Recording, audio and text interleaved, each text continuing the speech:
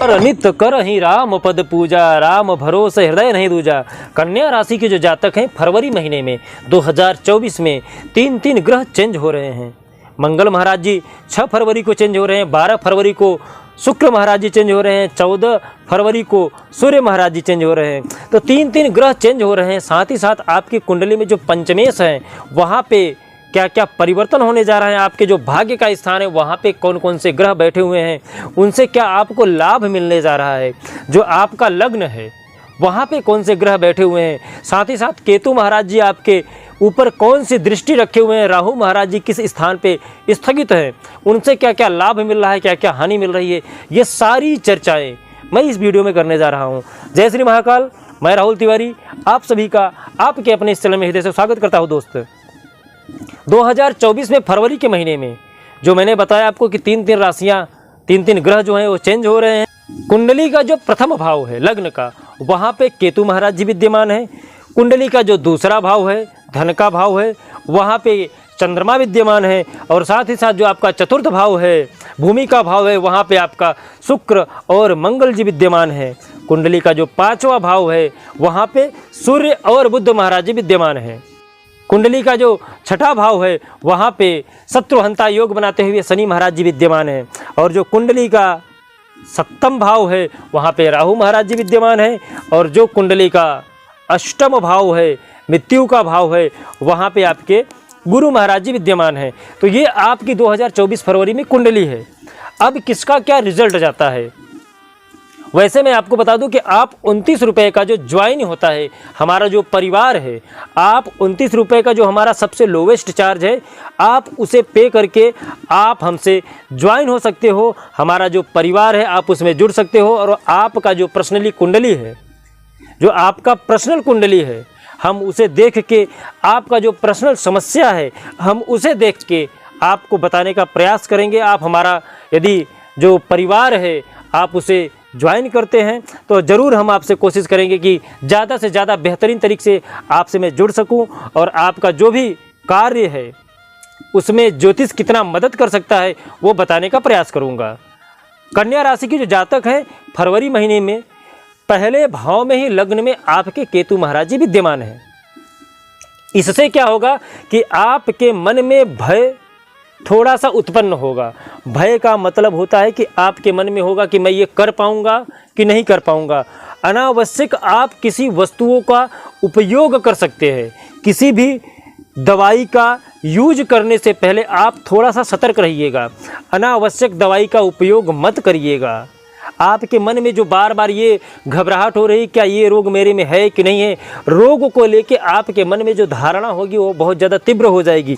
जो रोग आपके अंदर है ही नहीं आप उसकी कल्पना करके परेशान हो सकते हो। तो आप अपने केतु को थोड़ा सा शांत करिएगा। दूसरे भाव में जो धन का भाव है वहाँ पे चंद्रमा महाराज जी विद्यमान है। चंद्रमा विद्यमान होने से क्या होगा कि मन की चंचलता थोड़ी सी बढ़ जाएगी।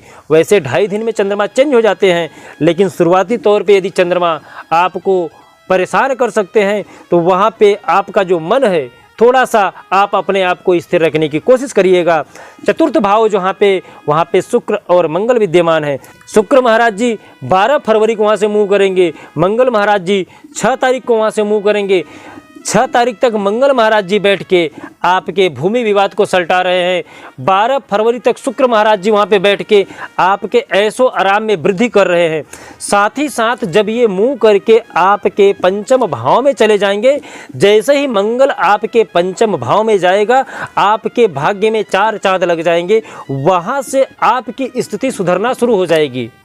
अभी तक जो आप बिजनेस व्यापार कर रहे थे, आपको किसी शिक्षा दीक्षा की ज़रूरत पड़ती थी, किसी का सहयोग लेना पड़ता था, आप 14 तारीख से 12 तारीख से और 6 तारीख से जो ये मूवमेंट हो रहे हैं तीनों ग्रह, वहीं से आपका सुधार होना शुरू हो जाएगा। 6 तारीख से ही प्रथम सीढ़ी आपकी स्टार्ट हो जाएगी जहाँ पे आपको बदलाव और सुधार दिखेगा। साथ ही साथ सूर्य और जो बुध है वो आपके पंचम भाव में पहले से ही बैठे हैं। 14 फरवरी को सूर्य महाराज जी चेंज हो जाएंगे। ये जाके आपके छठे भाव में बैठ जाएंगे। छठे भाव में शनि महाराज पहले से ही बैठकर शत्रुहंता योग बना रहे, लेकिन जैसे ही सूर्य महाराज जी वहाँ पे आएंगे शनि अस्त हो जाएंगे और आपके रोग जितने भी हैं, जितने भी शत्रु हैं, उनका विनाश निश्चित हो जाएगा और वहाँ से आपके जो लाभ का प्रमाण है बिजनेस को लेके वो बढ़ जाएगा। राहु महाराज आपके सप्तम भाव में बैठे हैं। सप्तम भाव में जब राहु महाराज जी बैठते हैं तो आपके जो राशि स्वामी हैं बुध, उनके मित्र हैं, यहाँ से आपके पारिवारिक कलह को वो दूर करेंगे। जो आपस में भ्रांति फैल रही है उसको मिटाने का कार्य राहु महाराज जी आपके कुंडली में बैठ के कर रहे हैं। गुरु महाराज आपके अष्टम भाव में बैठे हैं। यदि यहाँ पे कोई पाप ग्रह बैठता तो आपको तकलीफ होता, लेकिन यहाँ पे पाप ग्रह नहीं बैठा है, यहाँ पे गुरु महाराज स्वयं बैठे हुए हैं। यहाँ के जो कारक हैं वो गुरु महाराज स्वयं हैं, तो यहाँ पे आपको लाभ का प्रमाण मिलेगा। आपके शारीरिक बनावट में, सुंदरता में निखार आएगी, साथ ही साथ जो आपके पुराने रोग हैं उसमें नष्ट होते हुए दिख रहे हैं। तो आपके मन में जो वहम चल रहा है, केतु महाराज को शांत करने की जरूरत है। साथ ही साथ शनि महाराज अस्त हो रहे हैं तो शनि महाराज को शांत करने की जरूरत है। तो ये दोनों को, ग्रह को शांत करने के लिए क्या उपाय करें? केतु महाराज को शांत करने के लिए आप गणेश भगवान की स्तुति कर सकते हैं। गणेश भगवान की स्तुति करने से केतु महाराज शांत हो जाते हैं। कारण यह है कि जिस तरह गणेश भगवान का गला कटा था, उसी तरह से केतु महाराज का गला राहु से अलग किया गया था। इसी हिसाब से केतु गणेश भगवान को अपना सहोदर भाई मानता है। तो जब आप गणेश जी की स्तुति करोगे तो केतु महाराज शांत हो जाएंगे। साथ ही साथ यदि आप रौद्र रूप की शंकर भगवान की पूजा करते हैं तो भी केतु महाराज शांत हो जाएंगे। शनि महाराज को शांत करने के लिए आप ओम शम शनिश्चराय नमः इस मंत्र का जाप कर सकते हैं। तीखी वस्तुओं का वितरण कर सकते हैं।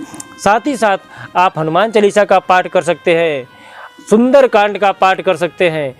ओम शम शनिश्चराय नमः जो बीज मंत्र है, इसका आप शनिवार के दिन यदि माला का जाप करते हैं, इससे आपके शनि महाराज शांत हो जाएंगे। तो इतने छोटे छोटे उपाय हैं जो आपको अच्छा लगे आप वो कर सकते हैं। साथ ही साथ यदि आपकी और भी कोई समस्या है तो आप हमें कमेंट करके अपना नाम और अपना जो समस्या है आप उसको लिखिएगा और अपना जन्म तारीख लिखना ना भूलिएगा। यदि आपका जन्म तारीख नहीं है तो अपना नाम और अपनी समस्या लिखिएगा। अपने व्यक्तित्व को इतना महान बनाइए कि जो बड़े हैं वो आपसे सम्मान पा सके, जो छोटे हैं वो आपसे प्रेम कर सके और कोई भी स्त्री आपसे सहजता से बात कर सके। जय श्री महाकाल।